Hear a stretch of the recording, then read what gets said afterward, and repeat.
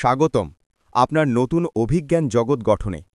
আমাদের চ্যানেলের নাম জ্ঞান রাজ্য, যেখানে প্রতিনিয়ত পেয়ে যাবেন শিক্ষামূলক ও অভিজ্ঞতাপূর্ণ ভিডিও। এখানে পাবেন মনোমুগ্ধকর পাঠ্যক্রম, স্টাডি টিপস এবং পরীক্ষার প্রস্তুতির উপকারী সিক্রেটস। তো বেশি কিছু বলছি না, চলো ভিডিওটি শুরু করা যাক। ভিডিওটি ভালো লাগলে লাইক, কমেন্ট, শেয়ার এবং সাবস্ক্রাইব করতে ভুলবেন না। ডাকঘর, রবীন্দ্রনাথ ঠাকুর। মাধব দত্ত। মুশকিলে পড়ে গেছি।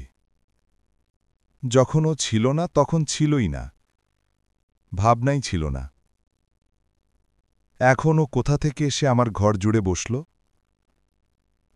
ও চলে গেলে আমারে ঘর যেন আর ঘরই থাকবে না। কবিরাজ মশাই, আপনি কি মনে করেন ওকে? কবিরাজ, ওর ভাগ্যে যদি আয়ু থাকে তাহলে দীর্ঘকাল বাঁচতেও পারে, কিন্তু আয়ুর্বেদে যেরকম লিখছে তাতে তো বলেন কি, শাস্ত্রে বলছেন পৈত্তিকান সন্নিপাতজান কফ বাত সমুদ্ভবান। মাধব দত্ত, থাক থাক, আপনি আর ওই শ্লোকগুলো আওড়াবেন না, ওতে আরও আমার ভয় বেড়ে যায়। এখন কি করতে হবে সেইটা বলে দিন, ওতে আরও আমার ভয়। কবিরাজ, নস্য লইয়া খুব সাবধানে রাখতে হবে। মাধব দত্ত, সে তো ঠিক কথা, কিন্তু কি বিষয়ে সাবধান হতে হবে সেইটা স্থির করে দিয়ে যান। কবিরাজ, আমি তো পূর্বেই বলেছি ওকে বাইরে একেবারে যেতে দিতে পারবেন না। মাধব দত্ত, ছেলে মানুষ, ওকে দিনরাত ঘরের মধ্যে ধরে রাখা যে ভারী শক্ত। কবিরাজ, তা কি করবেন বলেন?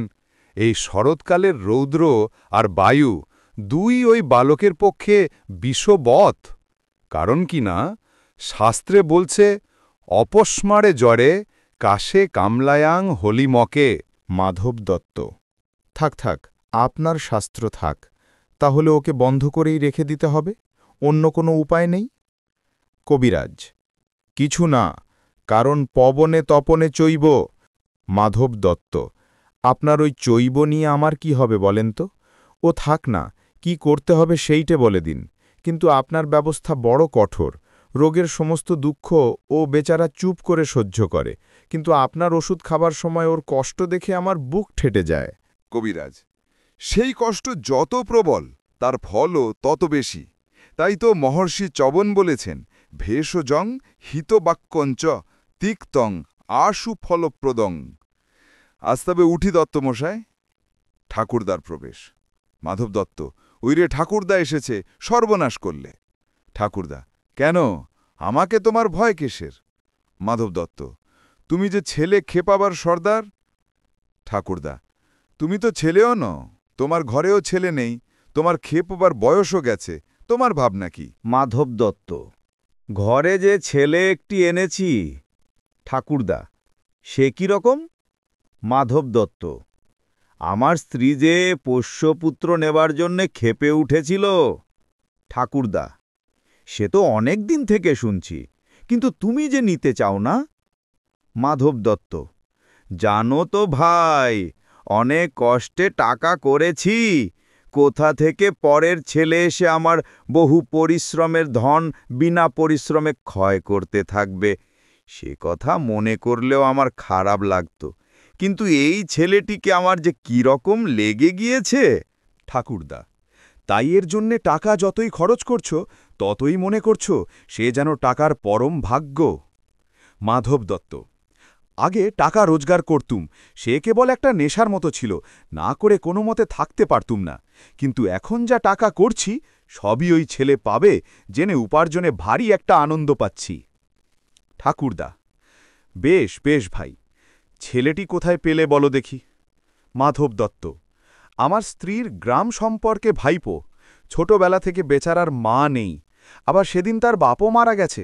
ঠাকুরদা, আহা, তবে তো আমাকে তার দরকার আছে।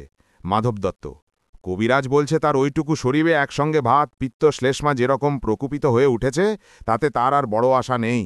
এখন একমাত্র উপায় তাকে কোনো রকমে এই শরতের রৌদ্র আর বাতাস থেকে বাঁচিয়ে ঘরে বন্ধ করে রাখা। ছেলেগুলোকে ঘরের বার করাই তোমার এই বুড়ো বয়সের খেলা, তাই তোমাকে ভয় করি। ঠাকুরদা, মিছে বলনি, একেবারে ভয়ানক হয়ে উঠেছি আমি। শরতের রৌদ্র আর হাওয়ারই মতো। কিন্তু ভাই, ঘরে ধরে রাখবার মতো খেলাও আমি কিছু জানি। আমার কাজকর্ম একটু সেরে আসি, তারপরে ওই ছেলেটির সঙ্গে ভাব করে নেব। অমল গুপ্তের প্রবেশ। অমল, পিসিমশাই। কি অমল, আমি কি ওই উঠোনটাতেও যেতে পারবো না? না বাবা, ওই যেখানটাতে পিসিমা যাতা দিয়ে ডাল ভাঙেন, ওই দেখো না, যেখানে ভাঙা ডালের খুদগুলি 2 হাতে তুলে নিয়ে লেজের ওপর ভর দিয়ে বসে কাঠবিড়ালি কুটুস কুটুস করে খাচ্ছে, ওখানে আমি যেতে পারবো না। অমূল, না আমি বাবা। যদি কাঠবিড়ালি হতুম তবে বেশ হতো, কিন্তু পিসেমশায় আমাকে কেন বেরোতে দেবে না? মাধব দত্ত, কবিরাজ যে বলেছে বাইরে গেলে তোমার অসুখ করবে। অমল, কবিরাজ কেমন করে জানলে? মাধব দত্ত, বলছো কি অমল, কবিরাজ জানবে না? সে যে এত বড় বড় পুঁথি পড়ে ফেলেছে। অমল, পুঁথি পড়লেই কি সমস্ত জানতে পারে? মাধব দত্ত, বেশ, তাও বুঝি জান না। অমল দীর্ঘ নিঃশ্বাস ফেলিয়া, আমি যে পুঁথি কিছুই পড়িনি তাই জানি নে। মাধব দত্ত, দেখো, বড় বড় পণ্ডিতেরা সব তোমারই মতো, তারা ঘর থেকে তো বেরোয় না। অমল, বেরোয় না?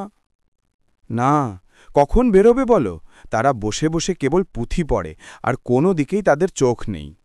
অমলবাবু, তুমিও বড় হলে পণ্ডিত হবে, বসে বসেই এত বড় বড় সব পুঁথি পড়বে, সবাই দেখে আশ্চর্য হয়ে যাবে। অমল, না না পিসেমশায়, তোমার 2টি পায়ে পড়ি, আমি পণ্ডিত হব না পিসেমশায়, আমি পণ্ডিত হব না। মাধব দত্ত, সে কি কথা অমল, যদি পণ্ডিত হতে পারতুম তাহলে আমি তো বেঁচে যেতুম। অমল, আমি যা আছে সব দেখব, কেবলই দেখে বেড়াব। মাধব দত্ত, শোনো একবার, দেখবে কি? দেখবার এত আছেই বা কি?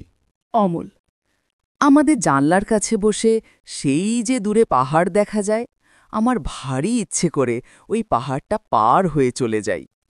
মাধব দত্ত, কি পাগলের মতো কথা, কাজ নেই কর্ম নেই, খামখা পাহাড়টা পার হয়ে চলে যাই। কি যে বলে তার ঠিক নেই। পাহাড়টা যখন মস্ত বেড়ার মতো উঁচু হয়ে আছে, তখন তো বুঝতে হবে ওটা পেরিয়ে যাওয়া বারণ, নইলে এত বড় বড় পাথর জড়ো করে এত বড় একটা কাণ্ড করার দরকার কি ছিল? অমল, পিসেমশাই, তোমার কি মনে হয় ও বারণ করছে? আমার ঠিক বোধ হয় পৃথিবীটা কথা কইতে পারে না, তাই অমনি করে নীল আকাশে হাত তুলে ডাকছে। অনেক দূরের যারা ঘরের মধ্যে বসে থাকে, তারাও দুপুরবেলা একলা জানলার ধারে বসে ওই ডাক শুনতে পায়।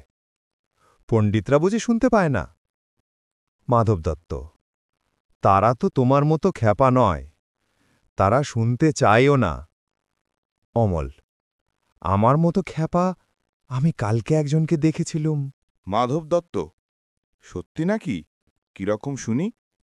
অমল, তার কাঁধে এক বাঁশের লাঠি, লাঠির আগায় একটা পুটুলি বাঁধা, তার বাঁ হাতে একটা ঘটি, পুরানো একজোড়া নাগরা জুতো পরে সেই মাঠের পথ দিয়ে ওই পাহাড়ের দিকেই যাচ্ছিল।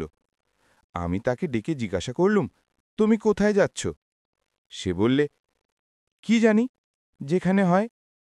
আমি জিজ্ঞাসা করলুম, কেন যাচ্ছ? সে বললে, কাজ খুঁজতে যাচ্ছি। আচ্ছা পিসিমশাই, কাজ কি খুঁজতে হয়? মাধব দত্ত, হয় বই কি, কত লোক কাজ খুঁজে বেড়ায়। অমল, বেশ তো, আমিও তাদের মতো কাজ খুঁজে বেড়াব। মাধব দত্ত, খুঁজে যদি না পাও? অমল, খুঁজে যদি না পাই তো আবার খুঁজব। তারপরে সেই নাগরা জুতো পরা লোকটা চলে গেল, আমি দরজার কাছে দাঁড়িয়ে দাঁড়িয়ে দেখতে লাগলুম। সেই যেখানে ডুমুর গাছের তলা দিয়ে ঝর্ণা বয়ে যাচ্ছে, সেইখানে সে লাঠি নামিয়ে রেখে ঝর্ণার জলে আস্তে আস্তে পা ধুয়ে নিলে, তারপরে পুটুলি খুলে ছাতু দের করে জল দিয়ে মেখে নিয়ে খেতে লাগল। খাওয়া হয়ে গেলে আবার পুটুলি বেঁধে ঘাড়ে করে নিলে, পায়ের কাপড় গুটিয়ে নিয়ে সেই ঝর্ণার ভিতর নেমে জল কেটে কেটে কেমন পার হয়ে চলে গেল। পিসিমাকে বলে রেখেছি ওই ঝর্ণার ধারে গিয়ে একদিন আমি ছাতু খাব। মাধব দত্ত, পিসিমা কি বললে? অমল, পিসিমা বললেন তুমি ভালো হও, তারপর তোমাকে ওই ঝর্ণার ধারে নিয়ে গিয়ে ছাতু খাইবে আনব। কবে আমি ভালো হব? মাধব দত্ত, আর তো দেরি নেই বাবা। অমল, দেরি নেই, ভালো হলেই কিন্তু আমি চলে যাব। মাধব দত্ত, কোথায় যাবে? অমল, কত বাঁকা বাঁকা ঝরনার জলে আমি পা ডুবিয়ে ডুবিয়ে পার হতে হতে চলে যাব। দুপুরবেলায় সবাই যখন ঘরে দরজা বন্ধ করে শুয়ে আছে, তখন আমি কোথায় কত দূরে কেবল কাজ খুঁজে খুঁজে বেড়াতে বেড়াতে চলে যাব। মাধব দত্ত, আচ্ছা বেশ, আগে তুমি ভালো হও, তারপরে আমাকে পণ্ডিত হতে বলো না পিসে মশাই। মাধব দত্ত, তুমি কি হতে চাও বলো? অমূল, এখন আমার কিছু মনে পড়ছে না।